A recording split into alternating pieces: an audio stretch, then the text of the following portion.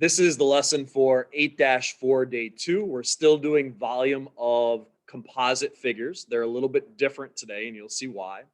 Our formulas all remain the same. You're still going to need all of this information. So remember, use the pi button or 3.1416 for pi. In some questions, you'll be given the diameter. Remember, we never want the diameter. You want the radius. So to find the radius, you have to divide the diameter by 2. You will have cylinders. The formula is pi r squared h. For a cone, it is 1/3 pi r squared h. Remember, for 1/3, you can either use 1 divided by 3 or use 0.333333. You can't use just 0.3. You got to fill up that whole screen with 3s. For a sphere, the formula is 4/3 pi r cubed.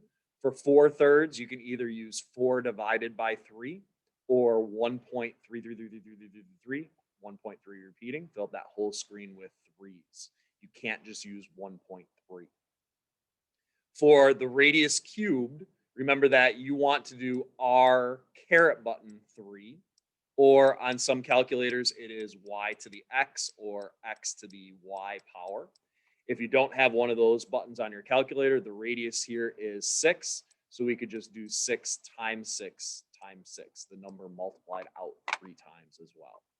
For a hemisphere, it's the same as a sphere, except that you have a 1/2 at the beginning of the formula. For 1/2, you could use 0.5. So getting into the questions for today. Yesterday, we were adding the two shapes together. Today, you are subtracting them. We're removing one shape from the other shape. So part of the shape is being removed. In this first one, it says, what is the volume of the remaining figure when the small cylinder is removed? So when you take a look at this picture, you have a big cylinder, that big green cylinder, and then you have the smaller white cylinder. Think of this shape as a combo, the pretzel and the cheese, all right? The big green cylinder is the pretzel. The white cylinder is the cheese. What we're going to do is remove the cheese from the combo. So I know a lot of people take that cheese and suck it out of the combo. All right, that's what we're doing here. We're taking out the cheese from the combo. So we're taking out this cylinder from inside, and we just want to find the remaining part.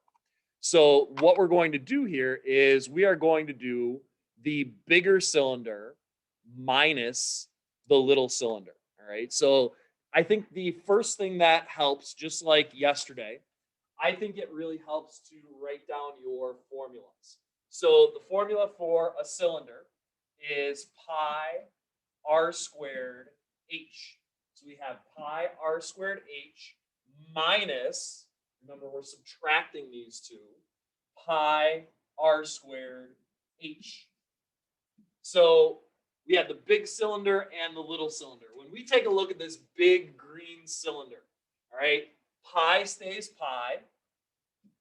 By the way, you're going to have the same type of answers that you did before. Half of your answers you'll have to round to the nearest tenth, so you include pi in the calculation. And half of the answers you'll have to leave in terms of pi, where you don't include the pi. You just stick it at the end of your answer. So pi stays pi. Your radius of your big cylinder. So we're looking at the big green cylinder. It says that the diameter of the big green cylinder is 7. Well, if the diameter goes all the way across and that's 7, we have to divide it by 2 to find our radius. 7 divided by 2 is 3.5. So 3.5 is our radius of the big cylinder. So we have times 3.5 squared, and now times the height of the big cylinder. Well, the height of the big cylinder and the height of the little cylinder are exactly the same. So that is 9. Minus pi, because now we're looking at the smaller cylinder. So pi stays pi. The radius of the little cylinder. When you take a look at this circle up here for the little cylinder, notice that this 3 goes all the way across. So that 3 is really the diameter of the little circle. So we have to divide it by 2 to find our radius of the little circle. So we get 1.5 as the radius of the smaller one. So we have 1.5 squared times your height of the little cylinder. So this white cylinder inside, the height is still the same. The height is still 9. So just like yesterday, you're going to take and type this whole thing into the calculator all at once. Now, if you wanted to do 2 separate calculations, you could. You could figure out the big cylinder, figure out the little cylinder, and then subtract those 2 if you wanted to. Or you could just type it into the calculator all at once. Either way, you should get a big, long, ugly decimal, 282.7433388, blah, blah, blah. You're going to get big, long, ugly decimals. We are going to round this to the nearest tenth. The 7 is in the 10th spot. We have to look at the number after it. That's 4 or lower. So that 7 stays the same. It's 282.7 when we round to the nearest tenth. You are going to have answers where we leave it in terms of pi. All right, in terms of pi, we need to type in everything except for the pi symbol. So if we go back to our blue box here, we want to type in everything except for the pi symbol. So we're not going to type in pi, but we're still going to have our 3.5 squared. We're still going to have our times 9. We're still going to have our minus sign. We're not going to type in pi, but we still have our 1.5 squared, and we still have our 9. So you're going to type in everything that you did before except for the pi symbols. When you type that in, you get an answer of 90 pi. That 90 pi is not rounded. That's what you actually get when you type that into the calculator. Remember, the leave in terms of pi questions, you do not round. Whatever you get, you get. I got 90, and you stick the pi symbol at the end. Remember that in-class kick, you would write it as 90 pi. So again, what we did is we took the small cylinder out of the big cylinder. So we did the big cylinder minus the little cylinder. Take a look at the next kind of question. There's all sorts of different kinds of questions here. What is the volume if the cone is removed? So inside of this big blue cylinder, we have that white cone. We want to take this cone out of the cylinder. So the cylinder is bigger, so we're going to do the cylinder minus the cone. So the formula for a cylinder is pi times r squared times h minus the formula for a cone is 1/3 pi r squared h. So let's look at our parts and pieces of our cylinder. Pi is going to stay pi. For our radius of our cylinder, the radius goes halfway across the circle. So that 6 is your radius. So we're going to have times 6 squared times your height of the cylinder. The height of the cylinder is right here. That is 10 is your height. So times 10 minus our cone. So for our cone, 1/3 stays 1/3, pi stays pi. The radius of the cone. So now we're just looking at the cone. Well, the radius is the same as the cylinder was. So that's times 6 squared times your height of the cone. Now the height of the cone, they actually measured it on the outside here, which is fine, because that goes from the tip of the cone to the center of the circle. These 2 red lines are exactly the same. So that height of the cone is 10. So you're going to take and type in all 7 things right into the calculator. Again, you could do them separately. You could figure out your cylinder, figure out your cone, and subtract. Or you could just do it all big one thing, one big calculation. And you get 753.982. 982, 369, blah, blah, blah, rounding to the nearest tenth. The 9 is in the 10th spot.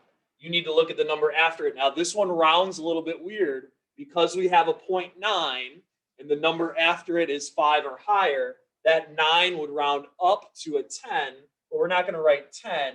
We actually have to change this 3 to a 4, and it ends up being 754 or 754.0. Either answer there would be perfectly acceptable.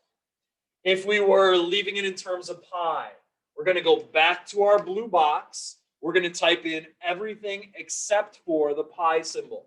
So we're still going to have 6 squared times 10, our minus sign. We're still going to have our 1/3. We're not going to type in pi, but we're still going to have 6 squared times 10. So you're typing in everything except for the pi symbol. When you do that, you get an answer of 240 pi.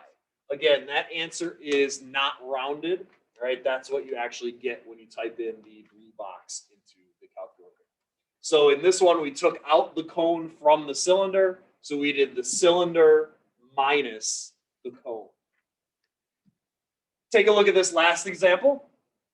What is the volume of the remaining figure when the smaller cone is removed?